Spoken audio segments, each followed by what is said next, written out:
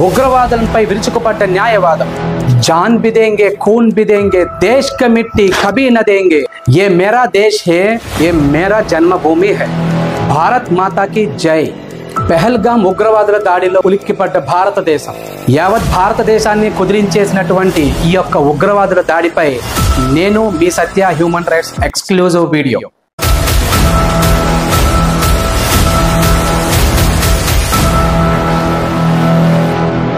ప్రియమైన భారతీయులారా నా మిత్రులారా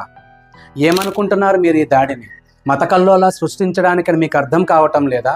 హిందూ ముస్లిం భాయి భాయి అని చెప్పి విభిన్న మతాలు కులాలు జాతులు తెగల వాళ్ళు ఉన్నటువంటి మన భారతదేశాన్ని మన ఐక్యతను ప్రపంచ దేశాలు ఏమీ చూడలేకపోతున్నాయి దానినే ఈ ఉగ్రవాదుల ముసుగులో వేసుకుని భారతదేశాన్ని ముక్కలు ముక్కలుగా విభజించి తిరిగి మళ్ళీ భారతదేశాన్ని వాళ్ళు పరిపాలించేటటువంటి ఒక కుట్రని మీరు అర్థం చేసుకోవాలి చంపాలనే ఉద్దేశం ఉన్నప్పుడు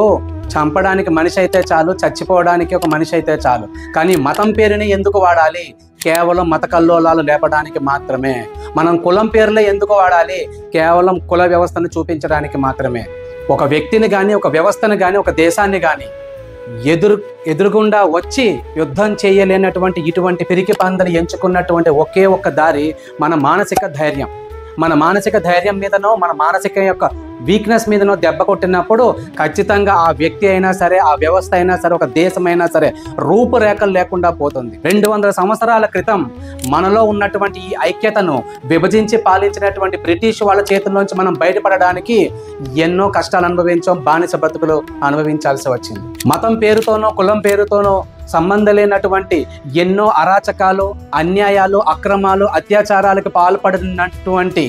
ఈ ఉగ్రవాదం దేశం వెలుపలనే కాదు దేశం లోపల కూడా ఉన్నదని భారత ప్రజలందరూ మరొకసారి గుర్తు చేసుకోవాలి నీలోని నీ ఇంటి పక్కన నీ ఊరిలోని నీ ఊరి పక్కన నీ రాష్ట్రం నీ దేశం నలుమూలల లోపల బయట కూడా ఈ మానసిక ఉగ్రవాదం నిన్ను ఎప్పటికప్పుడు దెబ్బ కొడుతూనే ఉంది దాని పేరే మతం దానికి ఉన్న మరొక పేరే కులం మన మతాలని కులాలుగా విభజించేశారు కులాలని వ్యక్తిగత సమూహాలుగా విభజించేశారు ఆ వ్యక్తిగత సమూహాల నుంచి నువ్వు నేను అని చెప్పి వేరు చేసి మాట్లాడుతున్నారు ఇంకెప్పుడు కలిసి ఉంటారు మీరందరూ మీరు కలయకుండా ఉండడానికి కోసమే మిమ్మల్ని కలిసి జీవించకుండా విభజించడం కోసమే ఈ కుల మత విభజన అనేది కొన్ని వందల ఏళ్లగా భారతదేశం మొత్తం చలామణి అవుతూనే ఉంది కులాల కోసం మనం కొట్టుకు చావచ్చు కులం పేరుతో మన వాళ్ళని మనం మరో కులం వాడిని కొట్టి చంపేయచ్చు కానీ మతం పేరుతో ఉగ్రవాదులు మరొక మతాధికారుల మీద కానీ మతాన్ని నమ్ముకున్న వారి మీద కానీ ఉగ్రవాద దాడులు చేయకూడదా అయితే నీలో ఉన్న ఉగ్రవాదాన్ని ముందు నువ్వు చంపేయి నీ కులాన్ని నువ్వు తీసేయి నీ మతాన్ని నువ్వు తీసేయి నేను భారతీయుడిని అని చెప్పి నువ్వు ముందుకు రా అప్పుడు దిగుదాం బార్డర్లోకి చూసుకుందాం నా యొక్క భారతదేశ సైన్యం ఒకసారి బ్రిటిష్ వారి బ్రిడ్జ్ మీద నుంచి మార్చ్ ఫాస్ట్ చేస్తుంటే వాళ్ళు చేసినటువంటి ఈ మార్చ్ ఫాస్ట్ యొక్క దెబ్బలకి ఆ బ్రిడ్జ్ తట్టుకోలేక వణికిపోతుంది ఆ వణికిపోతున్నటువంటి బ్రిడ్జ్ మీద నుంచి మార్చ్ ఫాస్ట్ చేయకూడదని చెప్పి ఆర్డర్స్ పాస్ చేసింది ఆ ప్రభుత్వం అటువంటి గొప్ప వీరుల భారత మిలిటరీ యూనిఫామ్ వేసుకొని ఉగ్రవాదులు దాడి చేస్తారా అబే ఓసాలే ఒక్క మాట యాదుంచుకో 3 అడుగుల జాగా కోసం 10 సంవత్సరాల నుంచి కోర్టులో కేసులు నడుస్తున్నాయే తప్ప ఒక్కడు కూడా కాంప్రమైజ్ అయ్యి నా జాగా నీకు ఇస్తాను తీసుకోనే మాట కూడా అనట్లేదు అటువంటి తెలుగు గడ్డ మీద పుట్టినటువంటి తెలంగాణ ఆంధ్ర రాష్ట్ర ప్రజల కోసం మాట్లాడుతున్న మాట అటువంటిది నీకేంట్రా కాశ్మీర్ ఇచ్చేది కాశ్మీర్ నీ అమ్మ జాగా అనుకున్నావా నువ్వు అడిగితే ఇవ్వడానికి భరతమాతకి కుంకుమ బొట్టు పెట్టి 2 చేతుల మనస్ఫూర్తిగా నమస్కారం చేయాల్సింది మీరు నా భరతమాతకి నెత్తుడు తిలకం దిద్దే రోజును తీసుకొచ్చారు ఖబర్దార్ ఉగ్రవాదం ఖబర్దార్ భారతదేశ న్యాయం కోసం న్యాయవాదులు ఒక వెన్నుముకై న్యాయవాదులు నడుం బిగించి ఈ రోజున ఉగ్రవాదం దాడిపై ఒక ఉద్యమాన్ని లేవనెత్తారు బ్రిటిష్ వారి పరిపాలనలో బానిస బతుకులు బతుకుతున్నా సరే ప్రపంచాన్ని జయించి బ్రిటిష్ పరిపాలన అంతమొందించాలనేటటువంటి నినాదంతో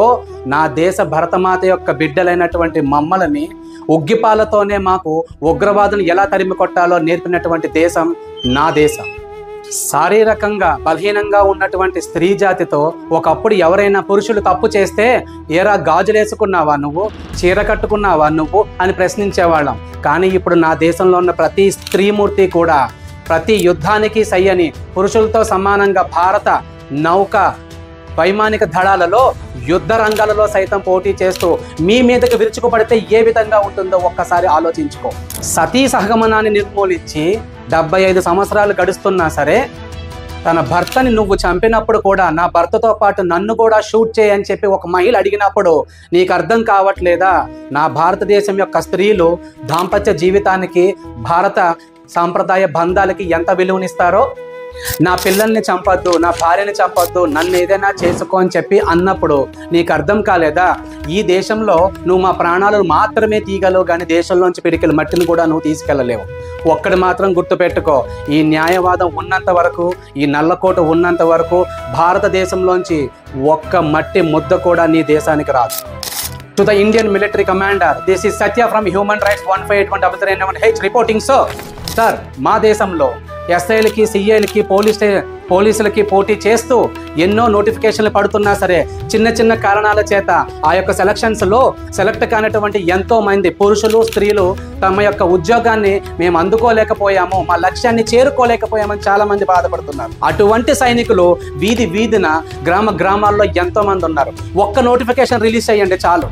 భారతదేశానికి యుద్ధ సైనికులు కావాలి, ప్రాణాల సైతం చిందించేటటువంటి యుద్ధ వీరులు కావాలి అని చెప్పి ఒక్క నోటిఫికేషన్ రిలీజ్ చేయండి. 9 నెలలు బేసిక్ ట్రైనింగ్ ఇవ్వండి. వచ్చే సంవత్సరం ఇదే డేట్ లోపల పాకిస్తాన్ మీద యుద్ధాన్ని మీరు ప్రకటించండి. నా దేశంలోంచి, నా గ్రామాల్లోంచి ప్రజలు ప్రాణాలనైనా సరే పళంగా పెట్టి మన దేశాన్ని కాపాడుకోవడానికి మీ ముందుకు వస్తారు.